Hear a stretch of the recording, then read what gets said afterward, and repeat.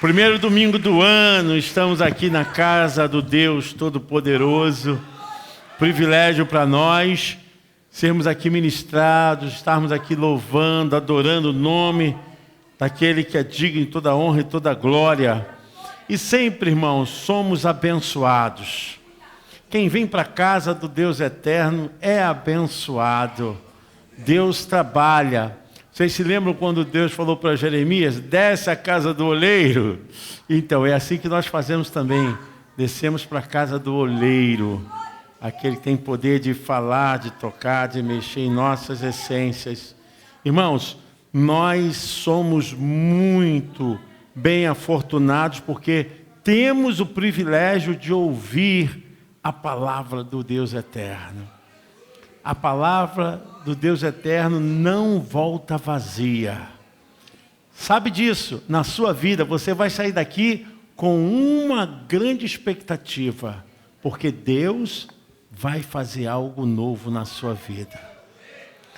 Então ela não volta vazia, né? Isaías fala a respeito disso, que a palavra que o Senhor lança, ela não voltará para mim vazia. Eu quero que vocês abram as suas Bíblias em Lucas, Evangelho de Lucas, a partir do capítulo 13, o versículo do 10 até o versículo 16.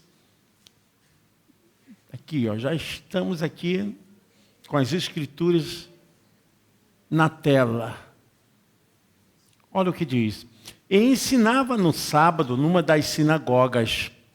E eis que estava ali uma mulher que tinha um espírito de enfermidade. Diga comigo, espírito de enfermidade. Havia já 18 anos e andava curvada e não podia de modo algum endireitar-se. E vendo-a, Jesus chamou-a a si e disse-lhe, mulher, estás livre da tua enfermidade. E pôs as mãos sobre ela e logo se endireitou e glorificava a Deus. E tomando a palavra o príncipe da sinagoga, o dirigente do culto, indignado porque Jesus curava num sábado, disse à multidão, 6 dias há em que é mister trabalhar, é necessário trabalhar. Nestes, pois, vinde para serdes curados, e não no dia de sábado. Respondeu-lhe, porém, o Senhor, e disse, hipócrita, no sábado não desprende da manjedoura cada um de vós o seu boi ou jumento, e não leva a beber? E não convinha soltar desta prisão no dia de sábado esta filha de Abraão, a qual há 18 anos Satanás tinha presa? Amém. Podeis assentar.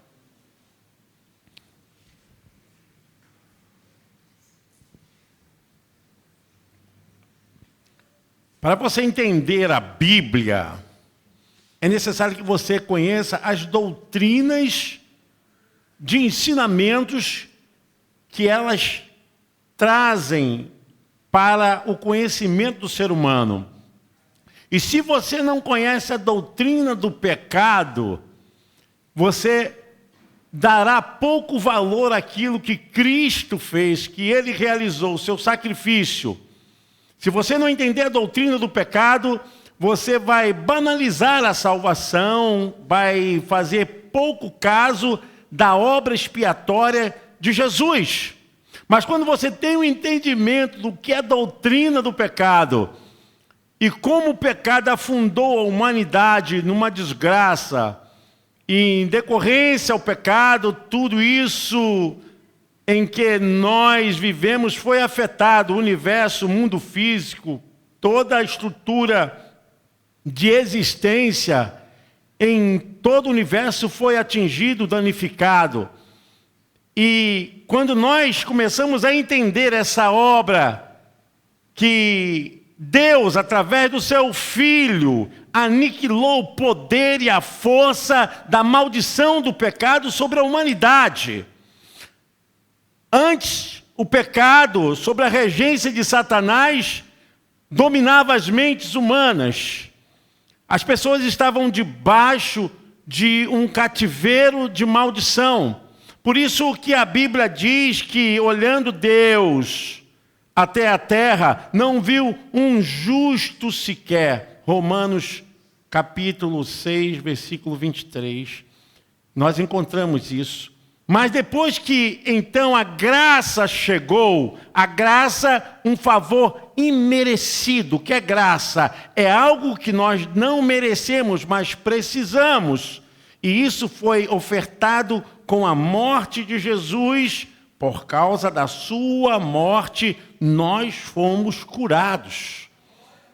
A maldição que estava sobre a humanidade, que estava perpetuada eternamente sobre a humanidade, foi então quebrada, anulada, desfeita pelo poderoso sangue de Jesus.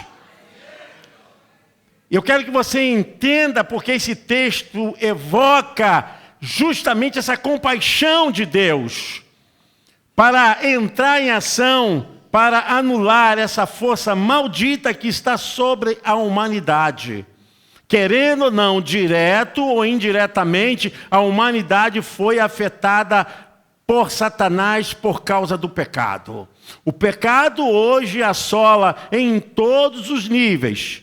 Não adianta você achar que pessoas estão vivendo sem receber essa franquia de Satanás. Em todos os cantos, classe pobre, classe média, classe rica, em todos os lugares, em grandes casarões, em palácios, em barracos, o pecado está cesseando a vida humana, a sociedade, trazendo desgraça, porque é a função do pecado justamente levar o homem à escravidão, à maldição. A maldição. Eu quero que vocês entendam porque o texto é muito claro em falar que nesse caso, Jesus estava numa sinagoga, que era um lugar de culto, como esse. Só que não era desse tamanho, mas era uma sala menor, mas onde eles cultuavam, onde eles também ensinavam, onde eles também liam a Torá, também a revelação da Bíblia hebraica. Eles tinham todo o conhecimento e além disso tinha também a disciplina, a ética, ensinamento de punho civil, moral. Então, a sinagoga era um lugar realmente que Deus trabalhava no meio do povo judeu, porque isso aconteceu por causa do cativeiro. Eles não tinham mais templo, não tinham lugar para adoração. Então, a sinagoga era um lugar apertado onde eles se reuniam para ali não perderem a cultura, os costumes e a vida espiritual. E Jesus estava justamente naquele dia de culto na sinagoga. O texto diz, e ensinava no sábado numa das sinagogas. Ali tinha o dirigente, o príncipe, o responsável, o líder, para estar ministrando. E uma situação muito espantosa acontece. É que havia ali uma mulher com um espírito de enfermidade. A gente fala muito disso aqui na igreja, muitas pessoas não acreditam, algumas até acreditam, mas não têm ainda aquela base para entenderem com maior clareza, biblicamente. A gente tem que entender que nem toda enfermidade é de base e de núcleo biológico. Nesse caso aqui, não tinha nenhuma historicidade biológica de que essa enfermidade era uma questão de organismo, de alguma deficiência celular. Mas essa enfermidade foi colocada por um espírito maldito. E aonde nós precisamos entender? Eu não estou dizendo aqui que toda doença é um espírito maldito, mas que existe doença que tem um espírito maldito, é verdade. Quando o pecado entrou, ele dilacerou todo o programa original que Deus havia criado. Você precisa entender isso. Deus não criou o pecado, Deus não criou doença, Deus não criou nenhum tipo de enfermidade. Todas essas coisas surgiram quando o mal entrou na natureza humana. Quando o pecado, ele foi aplacado por causa da desobediência dos nossos primeiros pais e com o interesse justamente do desejo do inimigo, Satanás, Lúcifer, a serpente perigosa, seja o que for. A gente entende que o pecado entrou por causa de Satanás e a fim de destruir a raça humana, o tronco da civilização humana, que era em Adão e sua esposa. O pecado entrou. E o pecado entrou e trouxe o seu bojo. A maldição, a desobediência, a discórdia e as doenças. As doenças entraram por causa do pecado. E nós encontramos aqui dentro da palavra essa questão de que essa mulher estava com um espírito de enfermidade. Era um demônio que estava aprisionando aquela vida, não só restringindo a sua relação com Deus, mas também fazendo uma pessoa doente.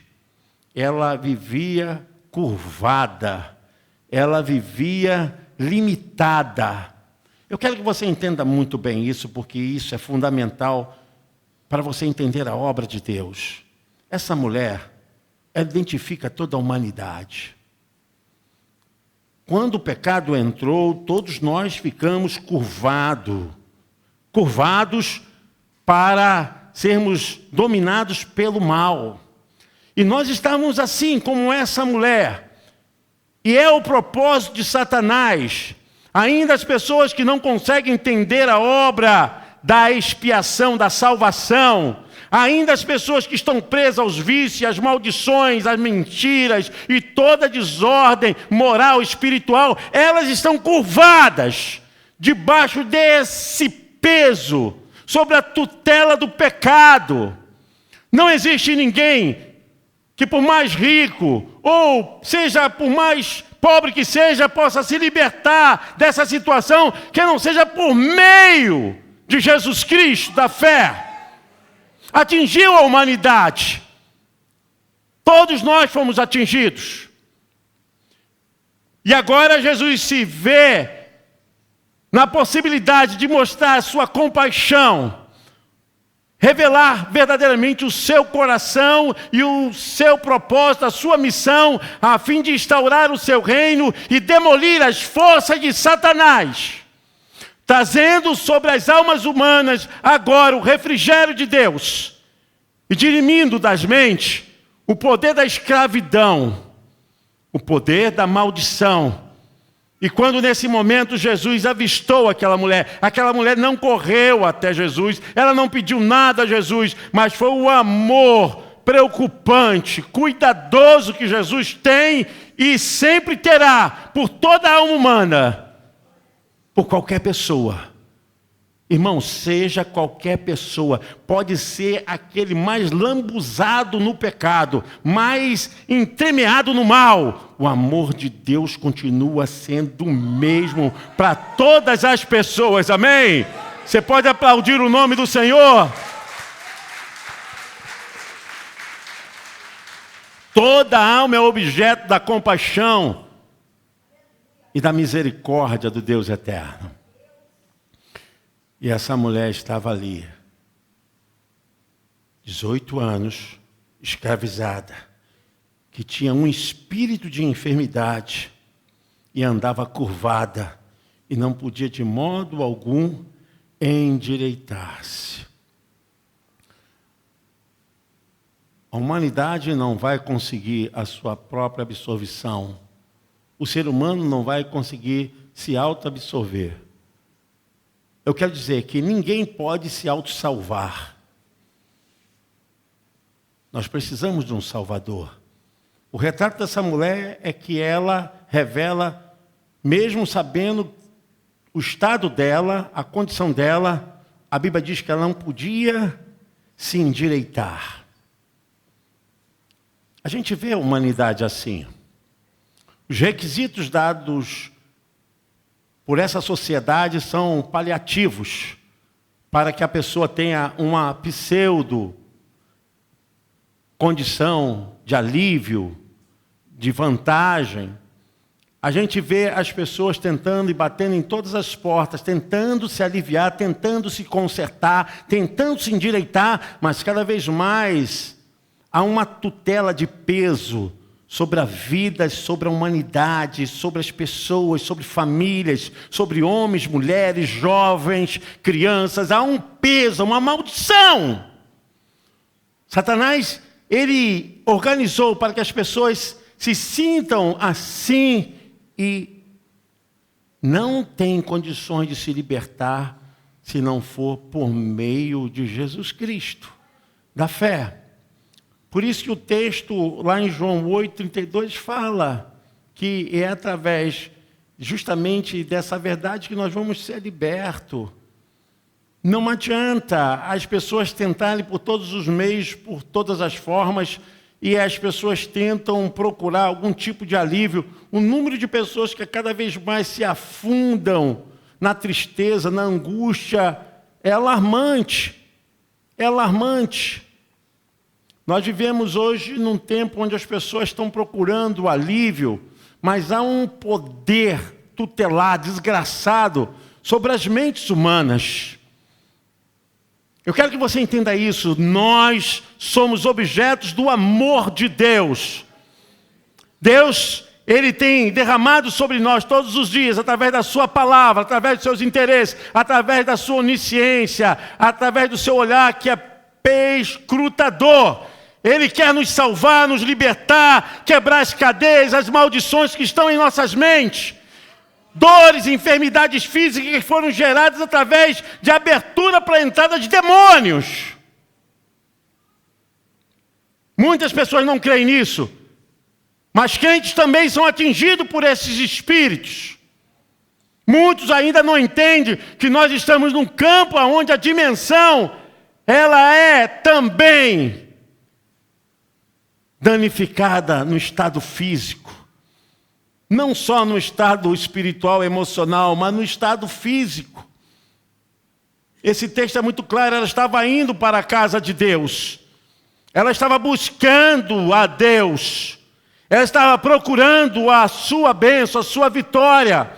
Eu não digo que você não vai encontrar a sua bênção, a sua vitória em outro lugar. Mas é muito claro que o sentido do interesse de estar na casa de Deus é a fonte de todo o poder, de toda a graça para a libertação. Creio que essa mulher estava insistindo em ir para a casa de Deus, apesar que o nível de intimidade dentro da sinagoga para as mulheres era um pouquinho mais atrás do que o dos homens.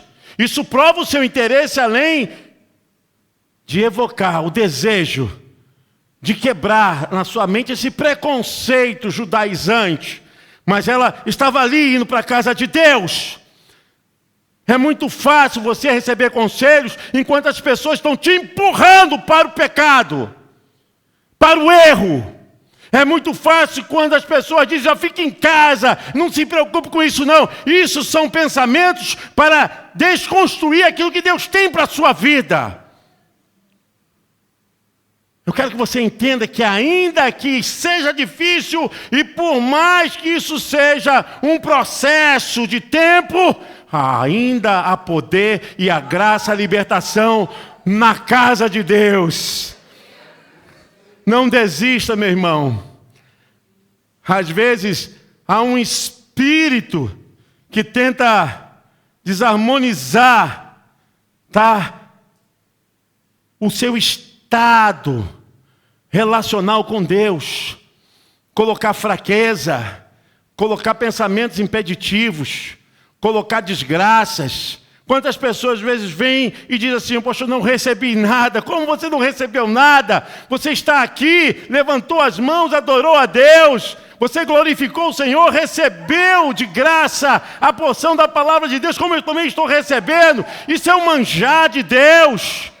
Estamos diante da mesa do Senhor. Como não recebemos? Porque limitamos a nossa visão simplesmente a esse experimento material físico, aonde o sucesso é ter e não ser. Quando Jesus vê aquela mulher possuída de uma vontade tremenda de se libertar, o que estava nela, médicos, terapeutas, não poderiam fazer o milagre. Jesus foi ao encontro dela. Eu quero que você entenda que existem coisas que você precisa entender e pedir o diagnóstico de Deus. Se isso é coisa orgânica, se isso é coisa espiritual. Se isso é coisa da sua mente, ou tem uma etiologia orgânica, ou se isso é de ódio de batalha espiritual, de processo do sobrenatural. As pessoas se acostumaram com as doenças, as pessoas se acostumaram com o mal. Eu quero dizer que no plano original de Deus nunca existiu mal, nunca existiu doenças, nunca existiu desgraças. O estado de deterioração da vida humana veio à entrada do pecado, após o pecado. Essa mulher, ela estava ali porque tinha uma ação operante de um espírito de enfermidade. O mal estava atingindo ela. Eu quero que você entenda que nós estamos num mundo onde há uma guerra espiritual. Uma guerra espiritual. Sinceramente, um tempo atrás, e vinha falando isso com os irmãos que aqui ficam comigo durante o expediente da igreja, vamos orar por nós, não podemos aceitar essa doença, não podemos aceitar isso. E quanto mais nós começamos a trabalhar para fazer cura interior, libertação, e pessoas se manifestando, nós sentimos ataques físicos. Coisas que estavam atingindo os nossos corpos, coisa que estava atingindo nossas famílias. Não tem nada de anormal, porque o mundo espiritual é esse. Não existe nenhuma simpatia entre as coisas de Deus e as coisas de Satanás. Não existe harmonia entre aquele que é e que serve a Deus e aquele que não é e não serve a Deus. Se nós não entendemos que nós estamos numa batalha espiritual, nós vamos ficar sempre entrando em questionamentos filosóficos. Jesus viu que aquela mulher estava com uma doença que era um espírito de enfermidade. E no versículo 16, Jesus fala a respeito de que havia uma prisão colocada por Satanás. O texto diz: e não convinha soltar desta prisão no dia de sábado esta filha de Abraão, a qual há 18 anos Satanás mantinha presa. Era uma prisão de doença que Satanás tinha colocado na vida daquela mulher, filha de Abraão, mas estava debaixo dessa maldição, dessa cadeia. O que é o pecado? O pecado é o estado mal da personalidade humana. O pecado é você errar o alvo. O pecado é você não querer fazer a vontade de Deus. O pecado é você transgredir uma lei conhecida. O pecado está sempre nos cercando, irmãos. O pecado está sempre diante de nós. Mas a Bíblia diz que nós temos um justo juiz, que ele intercede por nós. Nós temos, o Evangelho fala a respeito disso, que Jesus veio para quebrar essa maldição. E quando Jesus viu aquela mulher, ele estava retratando aquele episódio, o que estava acontecendo com a raça humana. Todos nós Não podemos estar despreocupados em relação aos ataques e todas as ofertas e todas as facilidades que nos levam ao pecado. Cuidado! Porque o caminho largo, são muitos que vão entrar por ele. O caminho estreito é o caminho em que poucos vão entrar, é o que conduz para a salvação. E nós vimos que não é um ato isolado, o pecado não é simplesmente eu pequei, não. Um homem se torna, na sua natureza, o próprio pecado. Porque o pecado impregna a alma, o pecado domina a pessoa, e o pecado leva a pessoa também a dar abertura para a entrada de demônios. De demônios. Não pense que o pecado é simplesmente um ato que entrou na humanidade, não. É um ato que entrou para fazer a pessoa se tornar escrava de Satanás. Por isso que a Bíblia diz que o salário do pecado é a morte.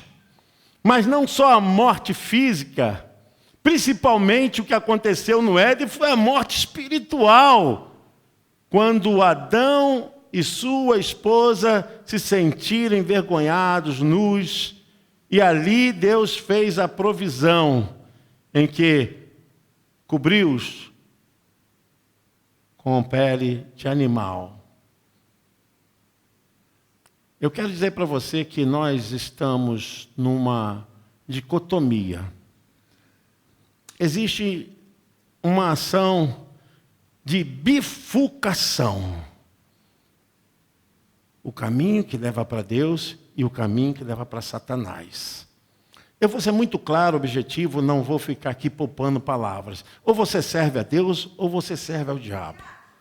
Eu sei que isso me pesa muito e me torna até uma pessoa deselegante, mas eu prefiro ser deselegante do que ficar poupando a verdade para a igreja do Senhor Jesus Cristo. Nós precisamos abandonar o pecado, nós precisamos entender que o plano da salvação não é simplesmente uma tapiação na vida humana, mas é de reconstrução, é o nascer de novo, é a nova vida.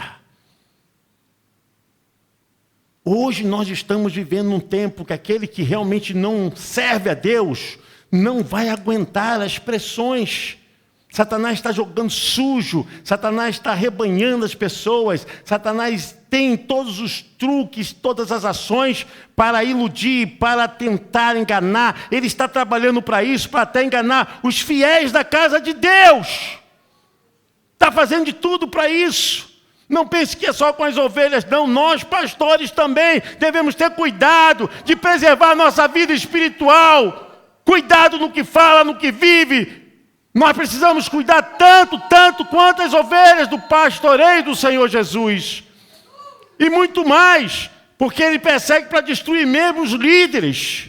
Porque fazendo com que o pastor seja ferido, o rebanho se espalha. Olha, quando Jesus viu aquela mulher, ele viu o retrato da humanidade perdida. Mas a Bíblia diz que ele se encheu de compaixão. Mas não pensa que vai ser fácil. Nunca foi fácil servir a Jesus, nunca foi fácil você andar na presença de Deus. As pessoas pensam assim, eu vou para a igreja e agora vou me batizar, está tudo bem, tudo tranquilo. Não pense que é fácil, servir a Jesus não é fácil. Negue-se a si mesmo, toma a sua cruz e siga-me. É renúncia todo dia, é consagração, é vida realmente no altar. Porque Satanás coloca várias ofertas. São ofertas tentadoras, cintilantes. E como dessa forma nós podemos fugir dessas tentações? É justamente obedecendo e guardando a palavra do Deus eterno. Por isso que digo, aquela mulher estava no lugar certo, na hora certa, e sabendo que o milagre poderia acontecer a qualquer hora. Você pode dizer amém? Você está no lugar certo, na hora certa. O milagre está acontecendo na sua vida, em nome de Jesus. Aleluia! Glória a Deus! Não é fácil servir a Jesus. Se fosse assim, todos estariam aqui. Muitos não estão aqui por causa da bebida, por causa do pecado, da prostituição, dos vícios, de todas as maledicências e desgraças dessa vida. Não podem chegar aqui porque suas pernas estão presas. Não tem força, como essa mulher não tinha força para se endireitar. Estão lá, não conseguem se endireitar porque não tem o poder do Cristo Redentor. Não é fácil largar o pecado. Não é fácil sair dessa corja, desse bojo maldito. Não é fácil. Somente com o poder da graça de Deus. Essa mulher não conseguia se endireitar. E não vai ser fácil, porque quando Jesus chamou essa mulher, a Bíblia diz que Jesus disse: estás livre da tua enfermidade. Imagine como aquilo soou para a alma dessa mulher. O versículo 12 diz: estás livre da tua enfermidade. Ele estava fazendo uma prévia do que ia acontecer na cruz. Estampado: Pai, tudo está consumado. Estás livre da tua enfermidade. E nesse momento, a Bíblia diz, o versículo 13: e impôs as mãos sobre ela, e logo se endireitou e glorificava a Deus. Não vai ser fácil servir a Jesus. Você vê que logo que esse milagre acontece, sabe, a religiosidade e toda a ação de pessoas que não querem servir a Deus nem entender a vontade de Deus, ficam presas ao entendimento de coisas humanas. Foi o que aconteceu. Quando Jesus libertou essa mulher, o príncipe da sinagoga não gostou e levantou a multidão para agir contra Jesus. Quero que você entenda isso. Não vai ser fácil servir a Jesus. Às vezes a gente luta para salvar uma pessoa, para ajudá-la a vir para Cristo. E não é fácil. Pessoas, pastor, essa pessoa não quer nada. Essa pessoa não quer tomar posição. E está com o mesmo demônio. Gente, não é fácil. Não é fácil, nunca será fácil. Jesus curou essa mulher e logo em seguida, uma turba tentando tirar essa operação maravilhosa. E logo se levantaram, usaram a lei, dizendo: olha, você tem 6 dias para fazer isso. Dia de sábado não pode trabalhar. Presta atenção nisso. Não pode trabalhar, porque um ato de cura era um ato da medicina, de um médico daquele tempo. Então, quem estava trabalhando para curar, estava exercendo um trabalho. E eles tentaram acusar Jesus de que ele estava infringindo a lei.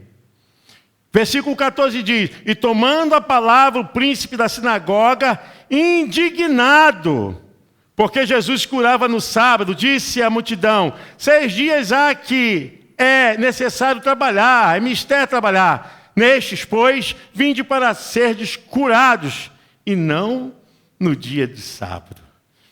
Né? A gente sabe que o sábado, ele foi criado para o homem, não o homem ser dominado pelo sábado. E aí, Jesus falou: vocês são hipócritas.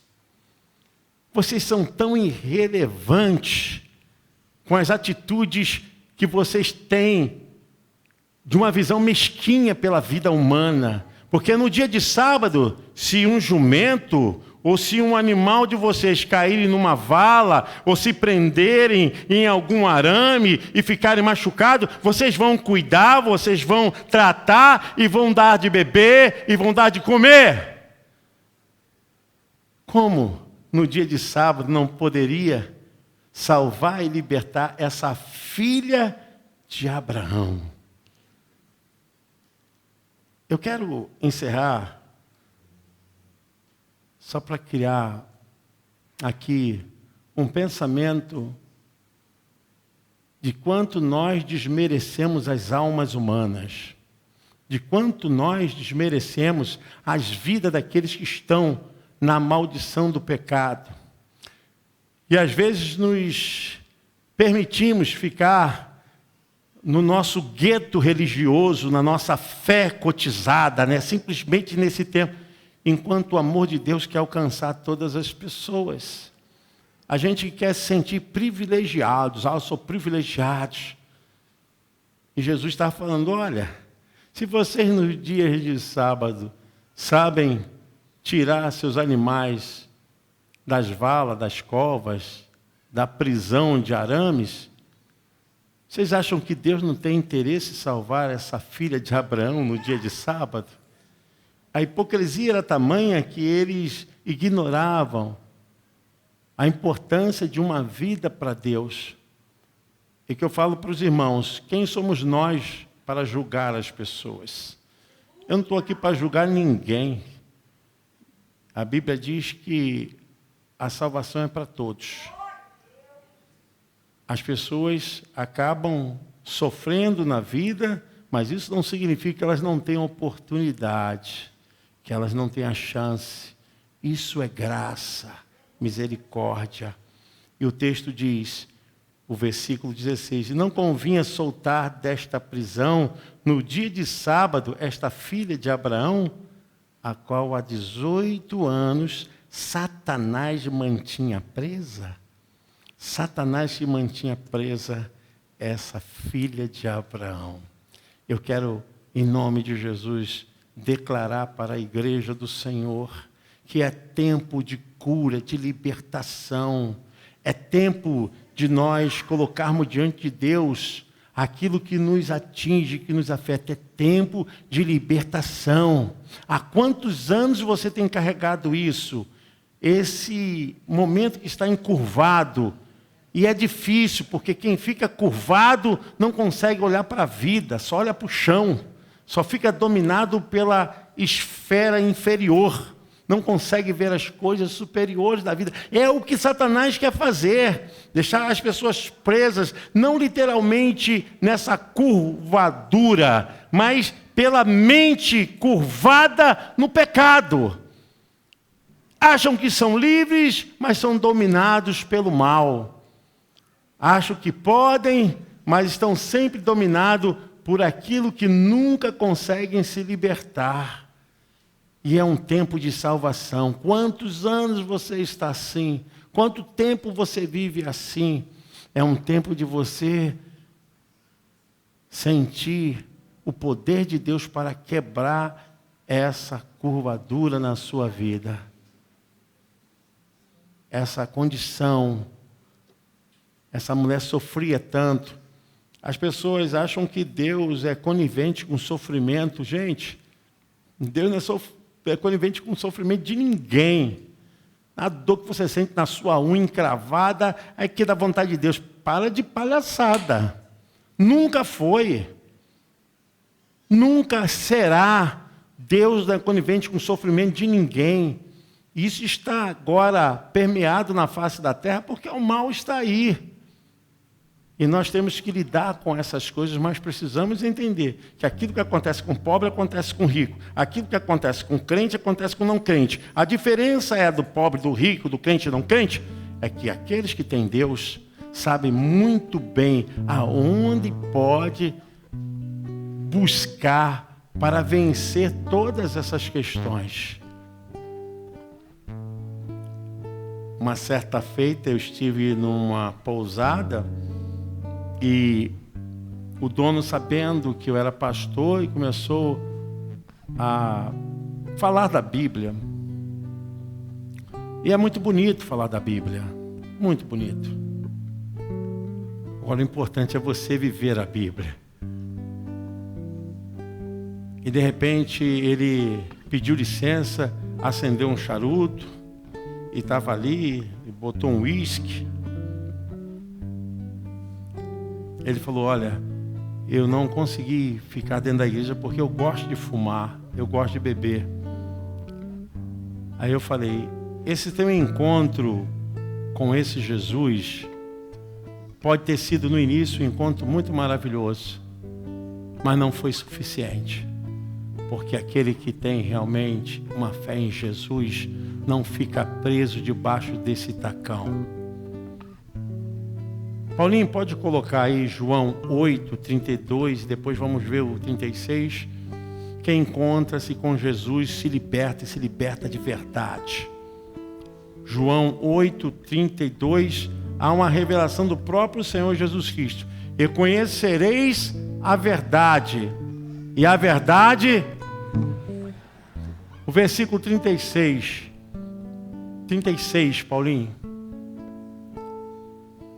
Se, pois, o Filho vos libertar, você pode aplaudir o Senhor?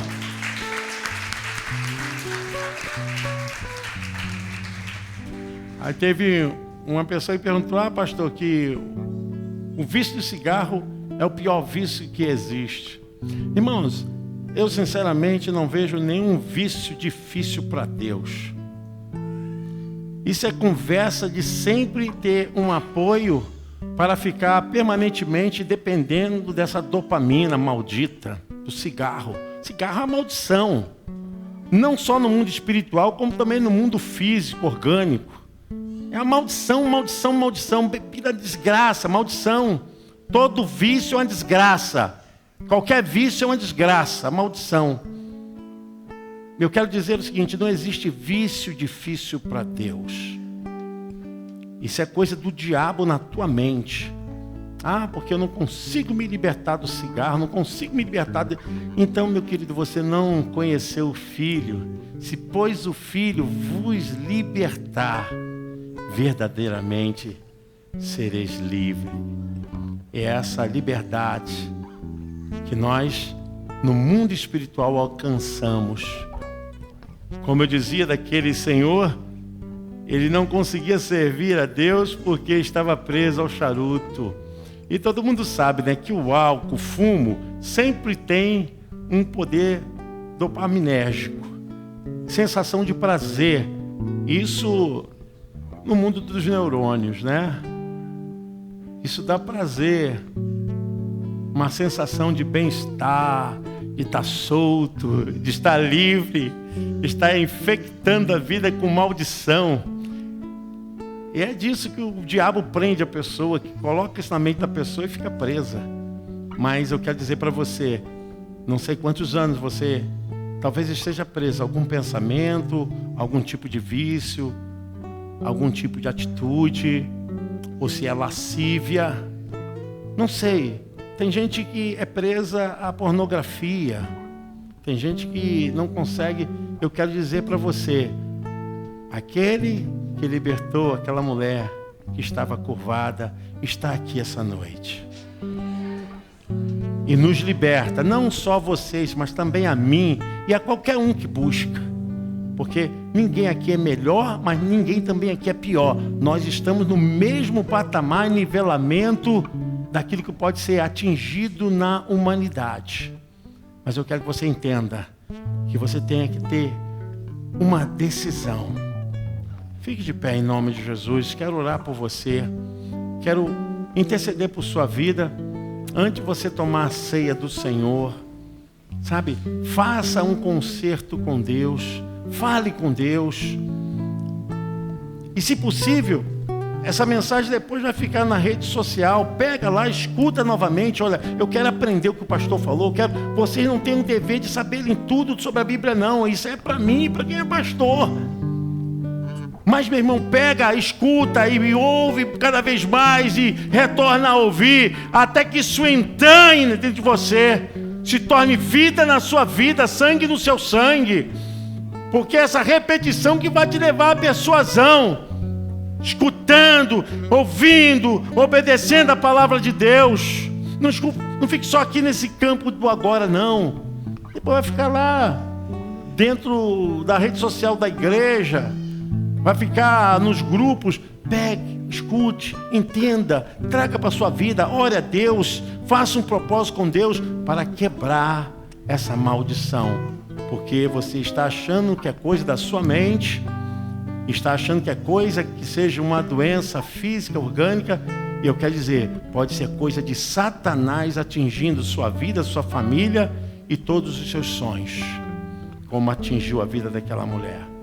Senhor, eu quero orar agora por seus filhos, por minha vida. Eu quero interceder, Senhor Deus, por todos os membros, todos os pastores, todos os levitas dessa casa, todos os porteiros, todos os líderes dessa casa espiritual, Senhor Deus, dessa igreja. Pai, toma em tuas mãos, aquela porta esteja aberta, para que as pessoas enxerguem, para que entrem, para que vejam, para que tenham acesso de ouvir a tua palavra, de serem membros dessa casa, de serem obreiros dessa casa, trabalharem para Jesus. Senhor, essa casa é sua, Senhor. Aqui é a casa do Senhor, aonde Ele trabalha, aonde Ele opera maravilhas nos nossos corações. Senhor, consagramos elementos da Santa Ceia, o pão, o vinho, para que chegue até nós e possamos aqui, Senhor, mais uma vez dizer, Senhor, muito obrigado por essa aliança